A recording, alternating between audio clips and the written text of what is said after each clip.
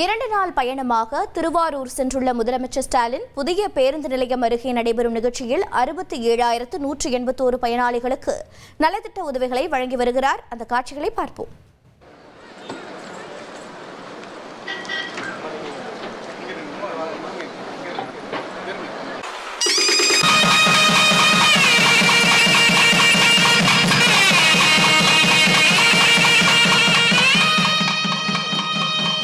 மேலும் திருவாரூர் மாவட்டத்தில் விஜயபுரம் அரசு தாய்சேய் மருத்துவமனை, மன்னார்குடி, திருத்துறைப்பூண்டி அரசு மருத்துவமனைகளுக்கு கூடுதல் கட்டடங்கள் உள்ளிட்ட 73,74 லட்சம் ரூபாய் மதிப்பிலான 1,234 முடிவுற்ற பணிகளை தொடங்கி வைக்கிறார்கள் மாண்புமிகு முதலமைச்சர் அவர்கள்.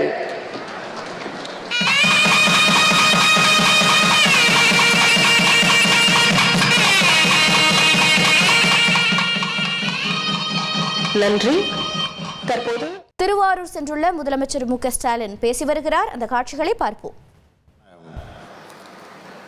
1,234 முடிவுற்றிருக்கக்கூடிய பணிகளை திறந்து வச்சு 2,423 புதிய திட்டப்பணிகளுக்கு அடிக்கல் நாட்டி 67,181 பயனாளிகளுக்கு நலத்திட்ட உதவிகள் வழங்குகிற இந்த மாபெரும் விழாவில் கலந்துக்கிட்டு உங்களையெல்லாம் சந்திக்கிறதுல நான் மிகுந்த மகிழ்ச்சி அடைகிறேன், பெருமைப்படுகிறேன். திருவாரூர் என்றால எல்லோருடைய மனசுலையும் திருவாரூருடைய தேரும் தலைவர் கலைஞரும் தான் நினைவுக்கு வருவாங்க, தோன்றுவாங்க. தலைவர் கலைஞர் பிறந்த திருக்குவளை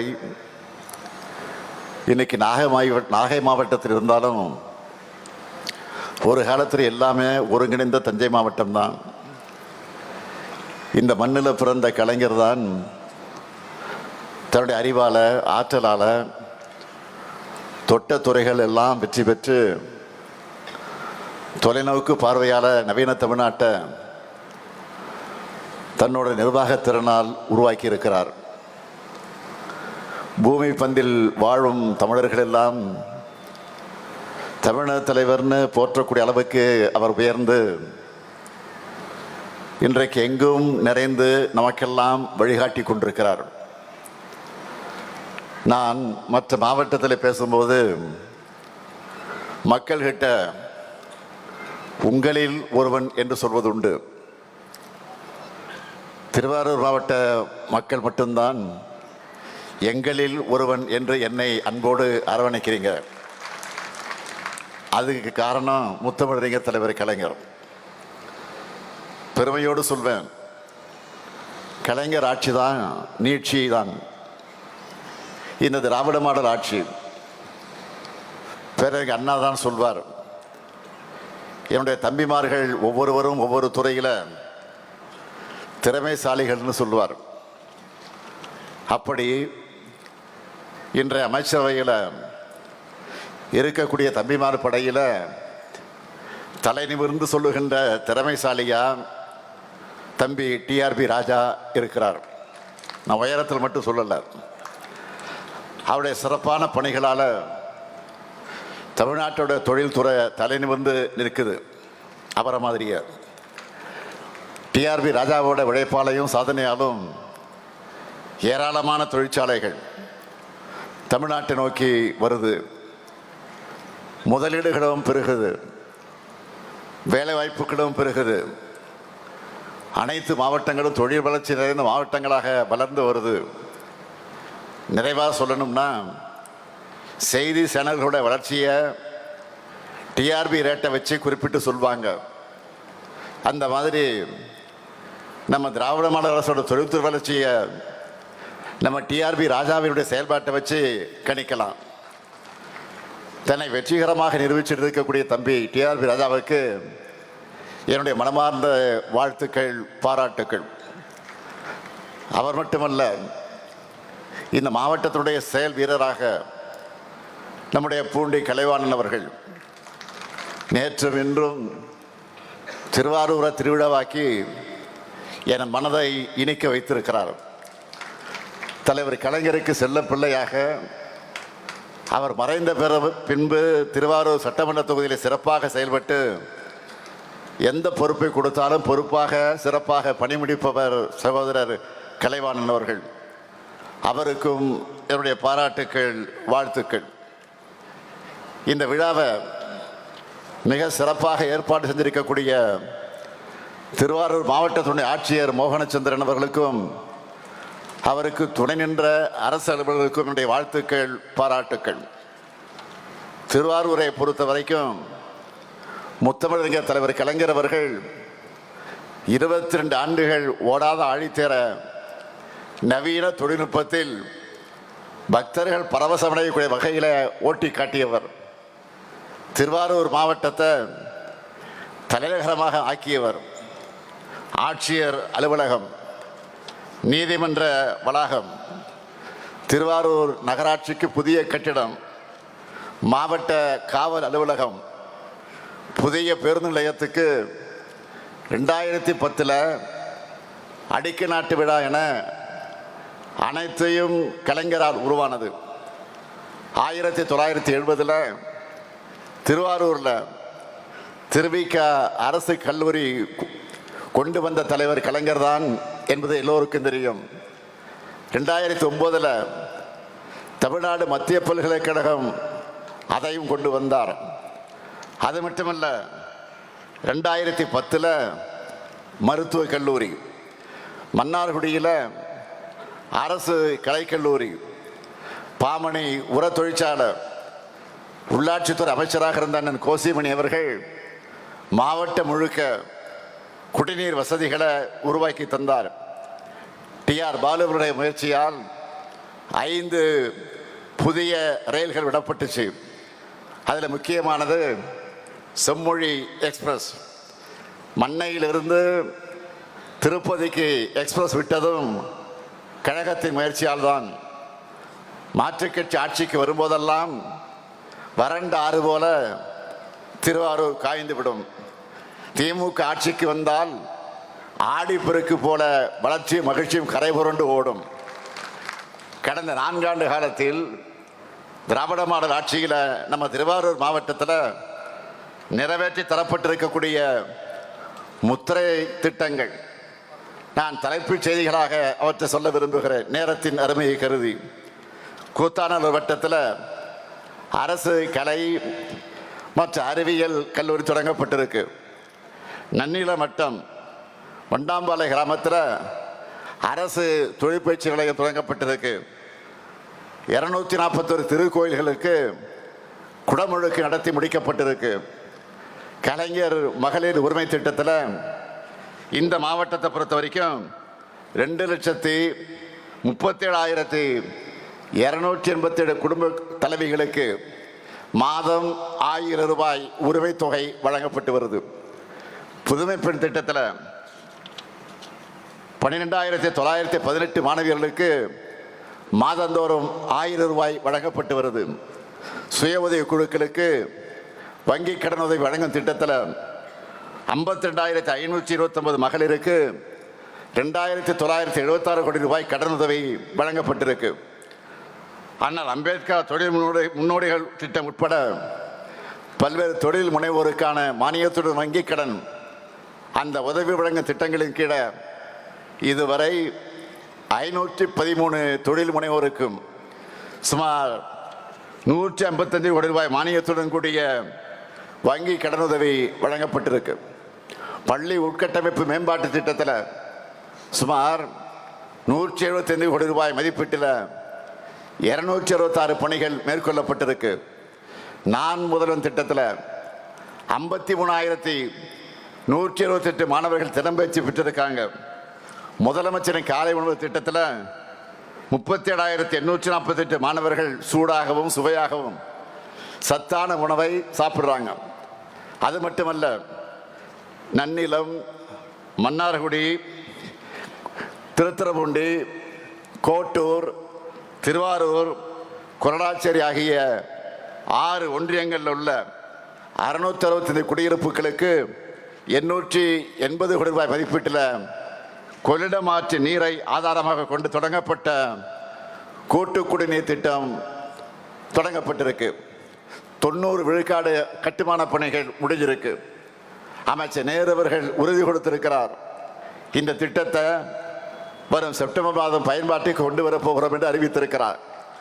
அது மட்டுமல்ல, கூத்தாநல்லூர், திருவாரூர் நகராட்சிகளில் 99 கோடி ரூபாய் மதிப்பீட்டில் குடிநீர் திட்ட பணிகள் நடைபெற்று வருது. 49 பாலங்கள் கட்டக்கூடிய பணிக்கு திட்டமிட்டு அதனுடைய பணிகளும் நடைபெற்று வருது. முத்துப்பேட்டையில் 10 கோடி ரூபாய் மதிப்பீட்டில் மீன் இறங்கு தளம் அமைக்கக்கூடிய பணியும் நடைபெற்று வருது. முக்கியமாக மன்னார்குடி, கூத்தாநல்லூர் கூத்தாநல்லூர் வட்டங்களில் 150 கோடி ரூபாய் மதிப்பீட்டில் சிப்காட் தொழில் வளாகம் அமைக்கக்கூடிய முயற்சிகளும் தொடங்கப்பட்டிருக்கு. நெடுவாக்கோட்டை பகுதியில் ஜவுளி ஆடை தயாரிக்கக்கூடிய சிப்காட் டெக்ஸ்பர்ட் அமைக்கக்கூடிய முயற்சிகள் தொடங்கப்பட்டிருக்கு. கண்டமங்கலத்தில் மணநலம் அறிவுசார் இல்லம் கட்டப்பட்டு வருது. கலைஞரின் கனவு இல்லம் திட்டத்தின் கீழ் 4720 வீடுகள் கட்ட ஒப்புதல் வழங்கி அதில் 1249 வீடுகள் கட்டி முடிக்கப்பட்டிருக்கு. இப்படி நாள் முழுக்க நான் சொல்லிக்கிட்டே போகலாம். இங்கே விவசாயிகள் வந்திருக்கிறீங்க. நம்ம எம்ஆர்கே பன்னீர்செல்வம் இங்கே வந்திருக்கிறாரு. திருவாரூர் மாவட்ட விவசாயிகள் பயனடையக்கூடிய பட்டியலை கேட்டேன், பெருசாக கொடுத்தாரு. அதிலிருந்து சில முக்கியமானதை மட்டும் நான் சொல்ல விரும்புகிறேன்.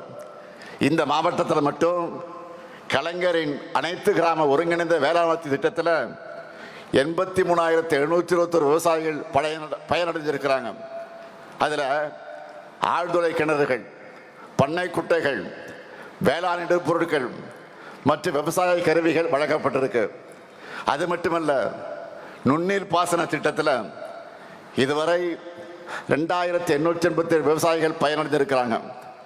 பயிர் காப்பீட்டு திட்டத்தை எடுத்துக்கிட்டா 7,77,605 விவசாயிகள் பயனடையக்கூடிய வகையில் இதுவரை 143 கோடியே 78 லட்சம் ரூபாய் பயிர் காப்பீட்டு தொகை வழங்கப்பட்டிருக்கு.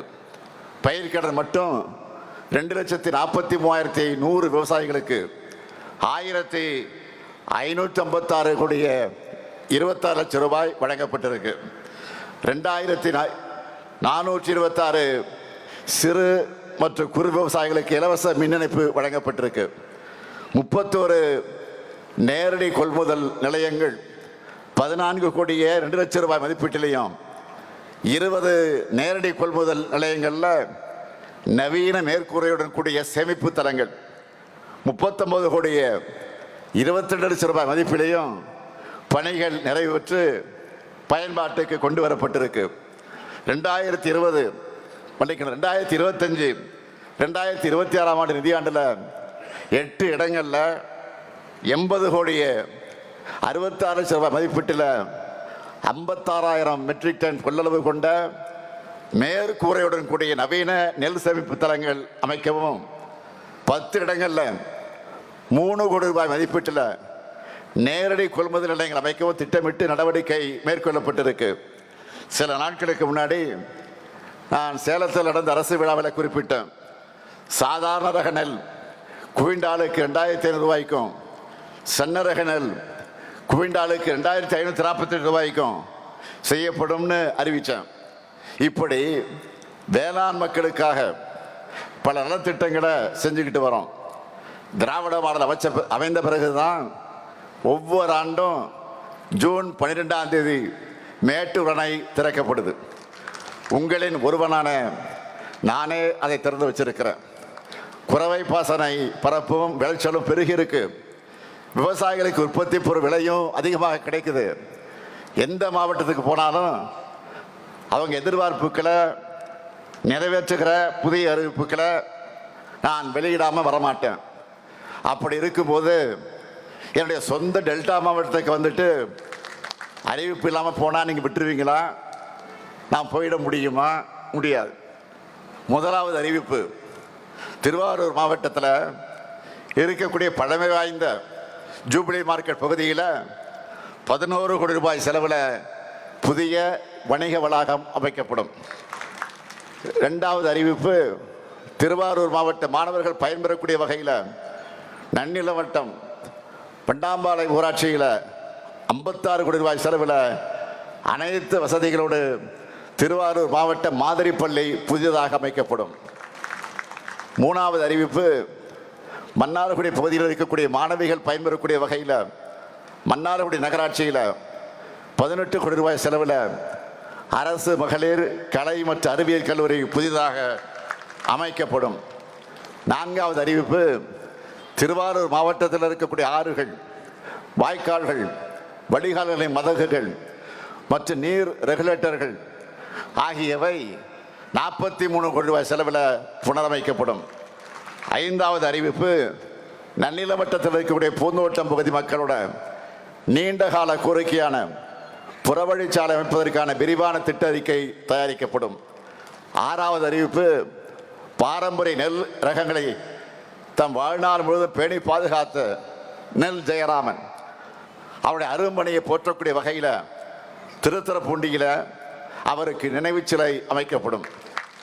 இந்த அறிவிப்புகள் எல்லாம் விரைவில் செயல்பாட்டுக்கு வரும்.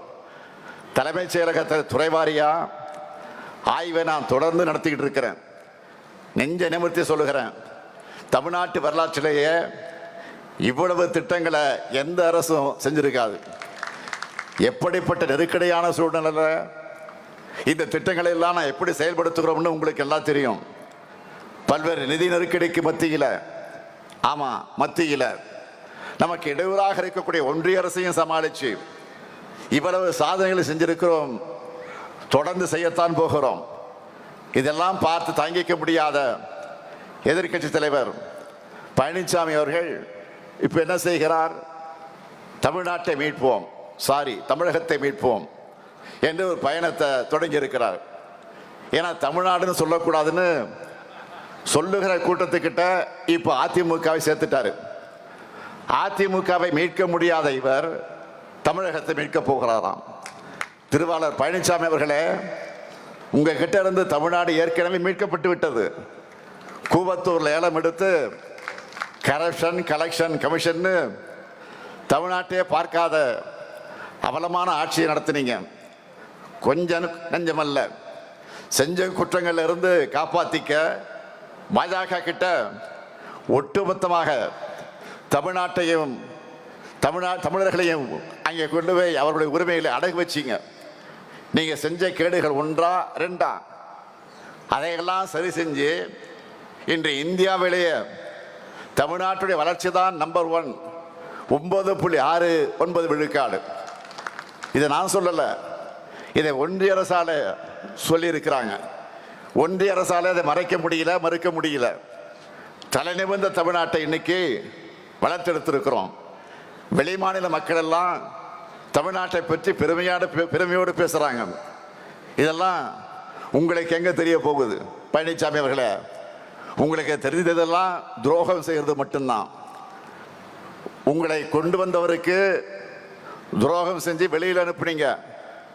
உங்களை நம்பி கொடுக்கப்பட்ட கட்சிக்கும் அந்த தொண்டர்களுக்கும் துரோகம் செஞ்சு கூட்டணி வச்சிங்க. ஆட்சியில் இருந்தப்போ தமிழ்நாட்டை உரிமைகள் அடகு வச்சு தமிழ்நாட்டு மக்கள் மொத்த பேருக்கு துரோகம் செஞ்சீங்க. நாங்கள் கேட்கறது, ஒன்றிய அரசு தமிழ்நாட்டுக்கு நிதி கொடுக்கறது இல்லை. நாம கொடுக்கிற ஜிஎஸ்டி அந்த நிதியையும் நமக்கு ஒழுங்கா திருப்பி தர்றதில்லை. சிறப்பு திட்டங்கள் எதுவும் கிடையாது. ஏன் ஒன்றிய அரசோட திட்டங்களுக்கு நாம தான் நிதி கொடுத்துட்டு இருக்கோம். நம்ம பசங்க படிக்க தேவையான பள்ளி கல்வி நிதியை எல்லா மாநிலங்களுக்கும் தரக்கூடிய நிதியை நமக்கு மட்டும் கொடுக்கல. தமிழ் வளர்ச்சிக்கு நிதி இல்லை. தமிழுடைய பெருமையை வெளிவரக்கூடாதுன்னு கீழடி ஆய்வறிக்கையை வெளியிட மறுக்கிறாங்க.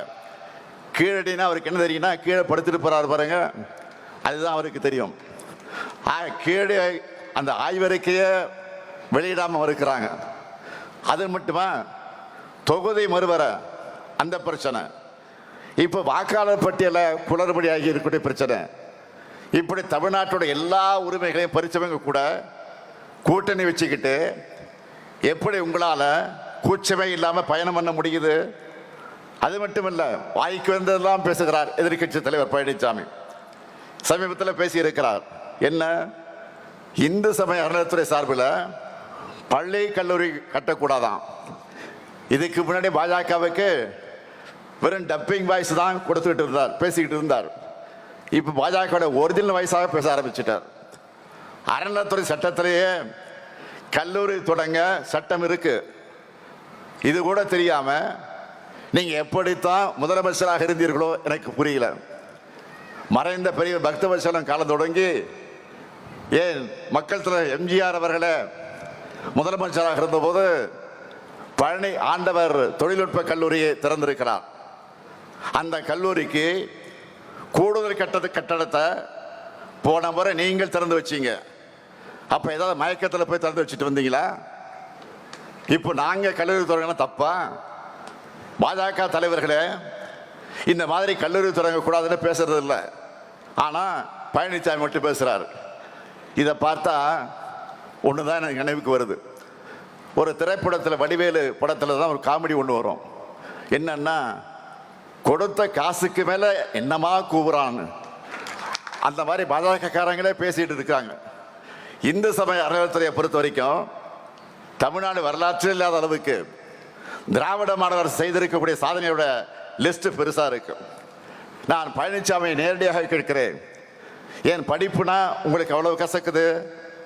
கல்விக்காக உண்மையிலே குரல் எழுப்புகிற மாதிரி இருந்தா கும்பகோணத்தில் நம்முடைய முத்தமிழர் தலைவர் கலைஞருடைய பெயரான பல்கலைக்கழகம் அமைக்க போறோம்னு சட்டமன்றத்தில் சட்டமே ஏற்றி அனுப்பி வச்சோம். 2 மாசம் ஆயிருக்கு. அதுக்கு ஆளுநர் இதுவரையில் அனுமதி தராமல் இருக்கிறார்.